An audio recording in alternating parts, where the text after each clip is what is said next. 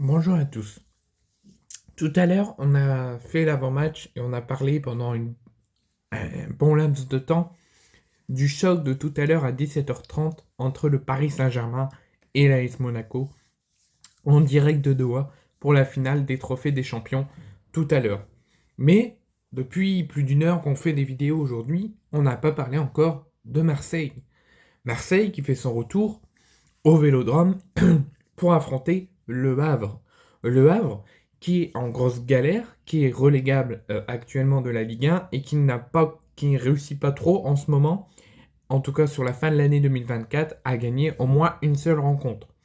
Donc Le Havre est vraiment dans une situation très dure et très délicate en vue de ce déplacement à Marseille. Mais attention, on a sous-estimé Angers, qui était dernier de Ligue 1, qui n'avait pas encore gagné de match en début de saison depuis leur remontée, et ils nous ont bien mis comme il le faut à l'envers, et ils nous ont tenus en échec à la maison sur notre terrain, en faisant un but partout, alors qu'on se croyait victorieux d'avance.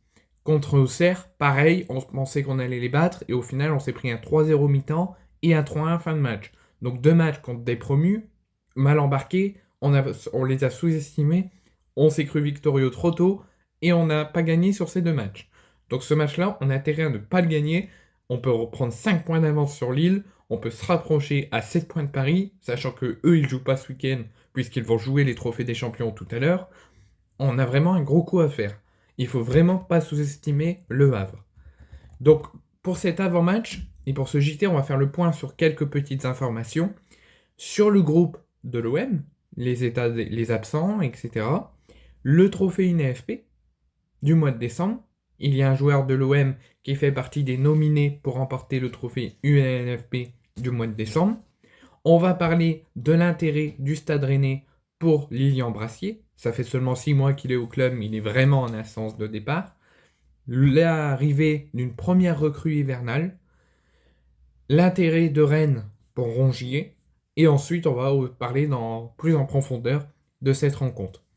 Donc, il y a 4 gros cadres de l'Olympique de Marseille qui sont forfaits pour cette rencontre. 4 cadres. Et au total, 5 absents. Présenti déjà absent depuis 2 jours et Présenti forfait pour cette rencontre, ça a été confirmé tout à l'heure.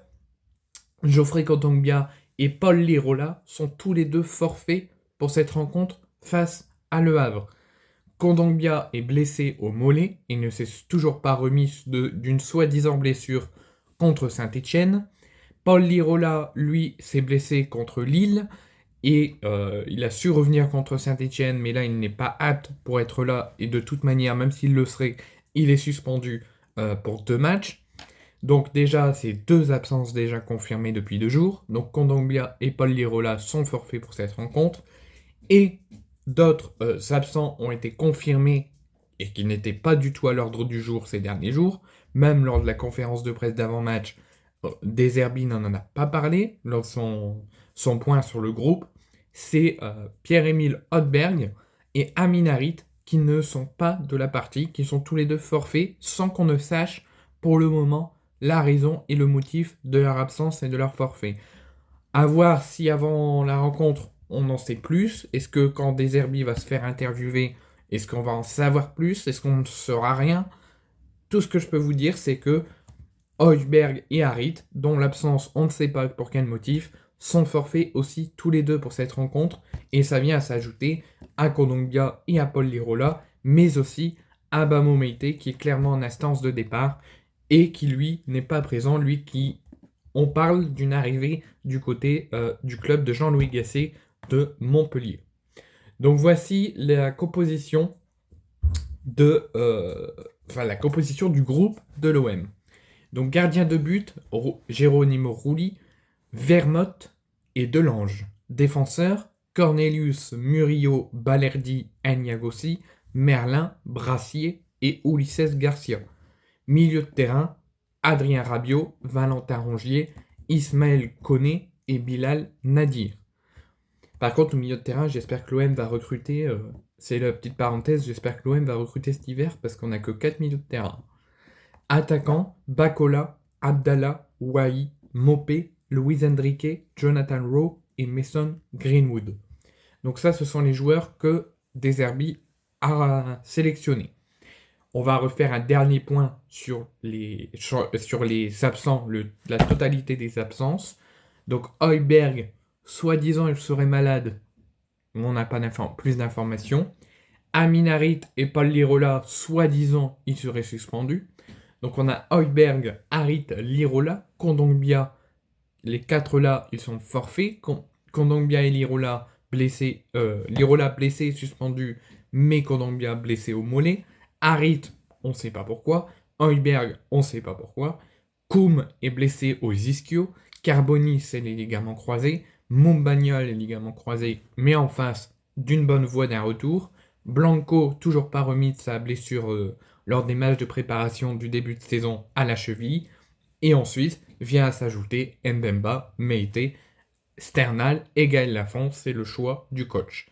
Donc au total, on a plus d'une dizaine d'absences pour différentes raisons.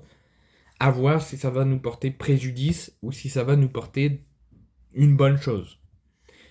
Ensuite, le trophée UNFP, je vous ai dit que c'était le nominé du trophée UNFP, mais non, il est bien gagnant.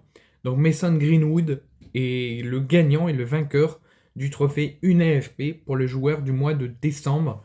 C'est l'UNFP en concertation avec la LFP et toutes les instances de foot qui ont désigné Mason Greenwood comme meilleur joueur du mois de décembre en Ligue 1.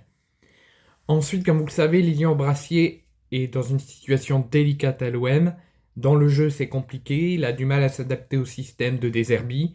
La relation entre tous les deux sont un petit peu complexes.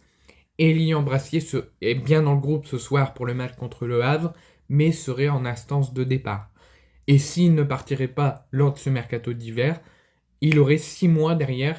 Il pourra re-rentrer dans le système de De Zerbi, mais il aura 6 mois pour inverser la tendance et ne pas être de nouveau en instance de départ l'été prochain.